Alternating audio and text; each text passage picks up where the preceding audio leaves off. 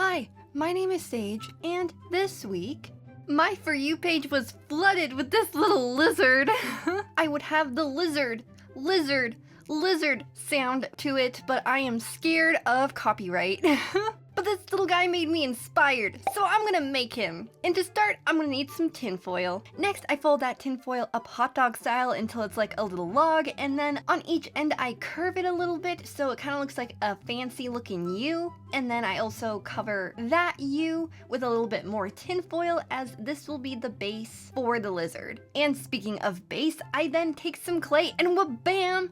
Cover the tinfoil. So now that he's all squiggly wiggly, I can now add some legs. And to do that, I take some wire and I poke some into where I want the leg to be, and then I eyeball the measurement because I don't do math. And once I have one leg on, I then haphazardly cut another one, and I know they're not equal, but they are good enough for me. Next, I wrap them both in smaller wires, so then when I add the clay over top of it, it will stay, otherwise it'll be too smooth. And the clay would just come flying off. Not really, it would just fall off. But still, here I take the wrapped wires and poke them into each side of him so his legs are now somewhat sturdy, but then I don't like one of them and I pull it off just to put it like a millimeter back because I am indecisive. And since he can stand now, I then begin to add clay to the wires, so now I'm just building up his legs. And once I cover them all with clay, this is what he looks like. And since arms are like legs but only higher, I then do the exact same thing with the arms. And bam, he has arms now. And this is my first attempt on making the eyes. I go through a lot of attempts, but the first one is pretty basic. It's like every other attempt that I make, but this one's ugly.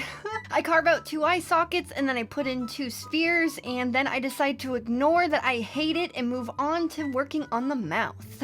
And to begin my journey of carving out the mouth, I take my pointy stylus and carve in a nice smile because he's a smiley little guy. Next, I take some more clay and I add onto his lower jaw so he can have a really big smile. And once his lower jaw is intact, I then rip out his eyeballs.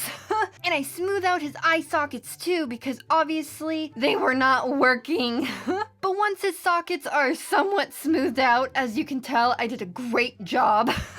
I then decide to ignore all of that and work on his neck, because that was just the next step of this journey that I'm embarking upon.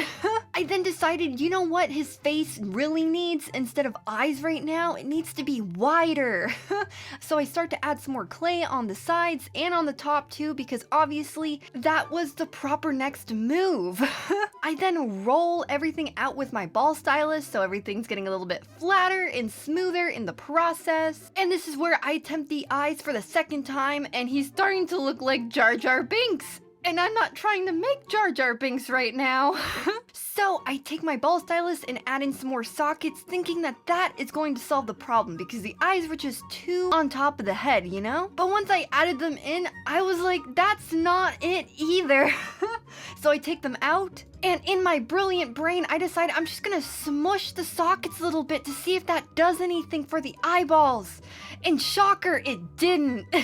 And so I decided to move on because that's just not working out for me right now.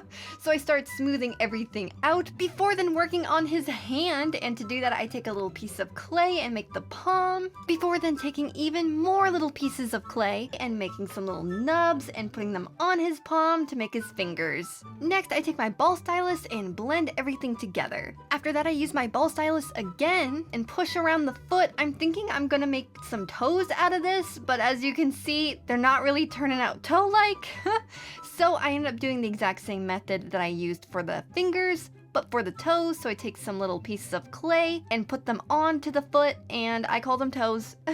And now that one side has fingers and toes, I then do the exact same thing onto the other side. And wha-bam! He got 8 fingers and 8 toes. And so the next course of action is obviously to give him some nostrils so he can breathe.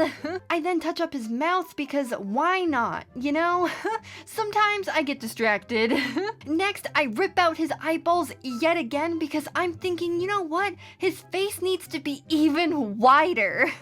That is what the problem is right now. And so the the journey continues of me adding even more clay onto the sides of his face.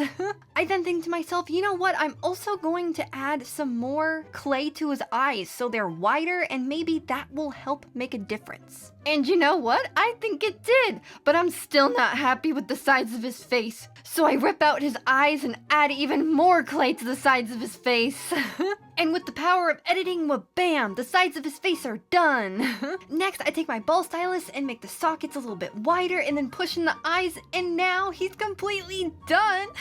So now that he's looking like a goofy goober, it's now time to bake him, and well, bam, he's baked. So now the lizard is ready to be painted, yay! And so I begin my journey of painting him green, and I just go with a blanket light green because I'm not sure if he has any variations of color just because of the lighting. It's very dramatic, so I just went with a blanket color, and then, well, bam! His first coat is done, and then I do a couple more coats off screen, and he still looks exactly the same, but I think he's more opaque. At least that's what I told myself when I was doing this.